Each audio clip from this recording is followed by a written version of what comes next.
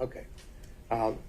And now, what you did is that when you signed on in November 1st of 2021, that's when you signed on to be counsel for the anti-corruption matters, right? Yes, sir. Now, as you know, in your engagement letter, it doesn't say that you're signing on and your scope of work is to work on the Trump special grand jury investigation, does it? No, sir. It says that you're signing on to work on anti-corruption, the anti-corruption unit matters, correct? Yes, sir. Matters with a plural, correct? Yes, sir. So in your contract, there is no specific reference to any specific case. Isn't that right? That's correct. Okay. Now, but you didn't sign on for the duration. There was a period, you have a contract, and then it would then expire, and then you would have a new contract, correct? Yes, sir. Now, of course, the extension that you received, the first one was in November of 2021, and then you filed, or excuse me, there was a renewal in November the 15th of 2022. Is that right? Sounds right. Oh, okay. Now,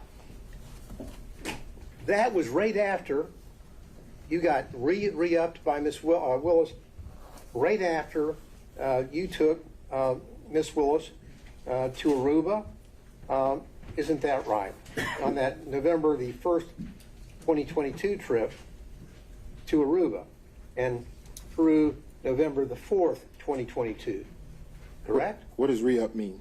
Well, re-up means that you came back, your contract was up, and then on November the 15th, you and Ms. Willis signed a new contract for you, right?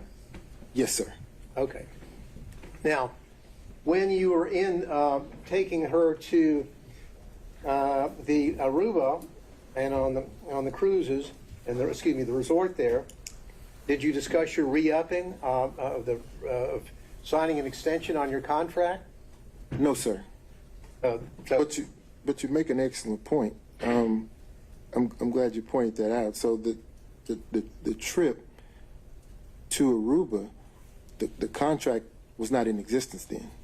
No, you're saying that you were not Under contract. in your contract. Did you send any invoices in for work that you did after your first contract expired? No, sir. You did. No, sir. No. When that expired, that was it. So and then you're saying that after the Aruba trip, you get re-upped with a new contract, correct? I signed a new contract. Yes, Now, sir. was there any modifications on that contract? Did you get an extension on the cap that you were limited on the first one? Were there any modifications at all, Mr. Willis? Excuse me.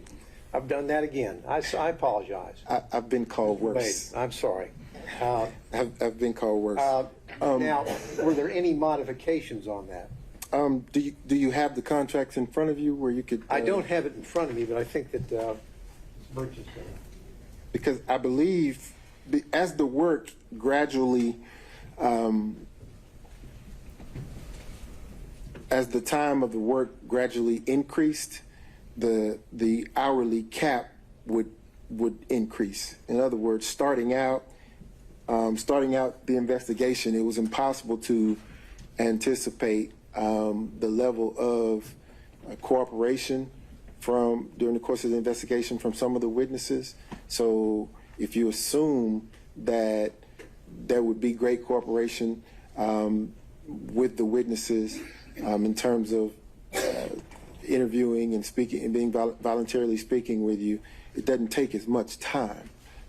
So after getting into it, realizing that most of the witnesses were not willing to speak or willing to turn over evidence or information, quickly you figure out that this is going to take a little more time than originally anticipated. And because of that, you have to compensate for those hours. That's why there was a compensation on your extension? Yes, sir. The caps. cap. Now, did Mrs. Willis, did Miss Willis review your invoices with you when you would submit them? Never. Did anyone ever question whether or not you worked 24 hours in one day and billed 24 hours in one day? I've never worked 24 hours in one day and billed 24 hours in one day. Okay. And I'm glad you asked me that question because I'd like the opportunity to talk about that. I think you should go ahead. So, if you look at that invoice where it says 24 hours in one day, it actually doesn't say one day. If you look at the top of the invoice, it says date completed. The date that's reflected on that invoice reflects the date that the work was completed. It doesn't say when it started. It just says this is the date that is completed. So if you go through the invoices, probably around the first 5 or 6, you'll see that that's the billing format. I would bill only after that particular task has been completed.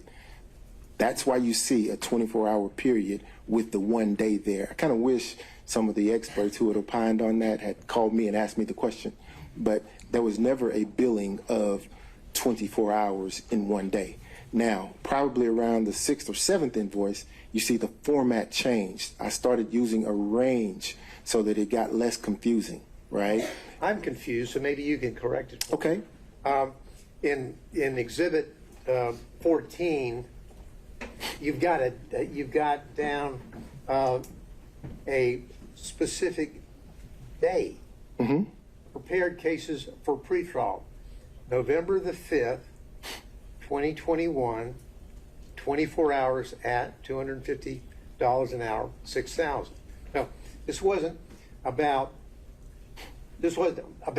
a range. It was about the work that you did on November the 5th, 2021. No, Mr. Gillen, look at the top of the invoice where it says date completed. What I want you to do, Mr. Wade, is focus on the date that you have down there and tell the court what you billed for on November the 5th, 2021. I thought it was already in. I thought 14 is in.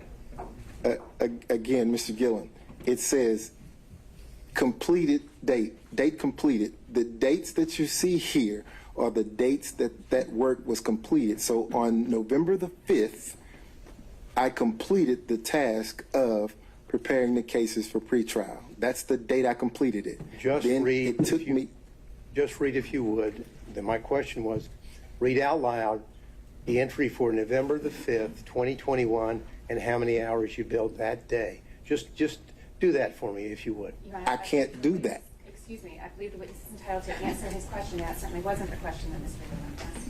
All right, well, the question now is to read a certain entry. So Just read into the record, Mr. Wade, on November the 5th, 2021, how many hours did you bill the citizens of Fulton County for on that day?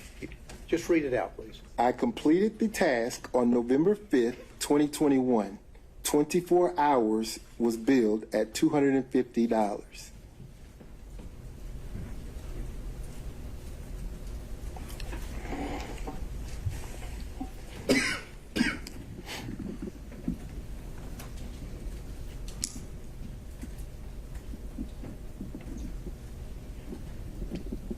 Now, when you talked about your relationship with Miss Willis, and your testimony is that it began in 2022. You remember that testimony? No, sir. Our relationship began in Your romantic 2019. relationship began in 2022? Yes, sir. That's Yes, your sir. testimony? Yes, sir. Okay. Now, when you were re-upped on this contract, you had a romantic relationship already established with Miss Willis, yes or no? In 2022? You know, when Yes, you were sir. re-upped on November the 15th, 2022, you had a romantic relationship with Miss Willis. I signed the second contract. Yes, sir. Answer my question, please. I'm not going to use the words re-up. Signed up on the we re-up or whatever you want to call it, your contract on November the 15th, 2022, you had a romantic relationship already existing with Miss Willis, yes or no? I signed the contract, the second contract, Yes, sir. During the course of a romantic relationship. Yes or no, you had a romantic relationship with her at the time that you signed up the extension on November the 15th, 2022? Yes or no? The answer to that question is yes. Thank you. Now, this was before the special purpose grand jury released any a report. Isn't that correct? Correct? Are you asking me if it's before the work was completed or before the special purpose grand jury actually publicly released the report? When they Those are released two the different- report. Your relationship with Miss Willis already existed when the special purpose grand jury released its report, correct? At the time the report was released, yes, sir.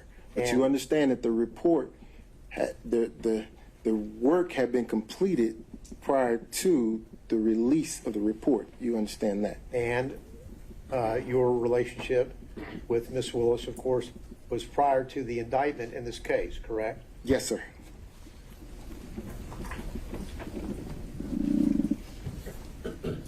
Your Honor, if I may just ask my folks over here whether there's anything I need to clean up on. That's all the questions, Your Honor, I have. Thank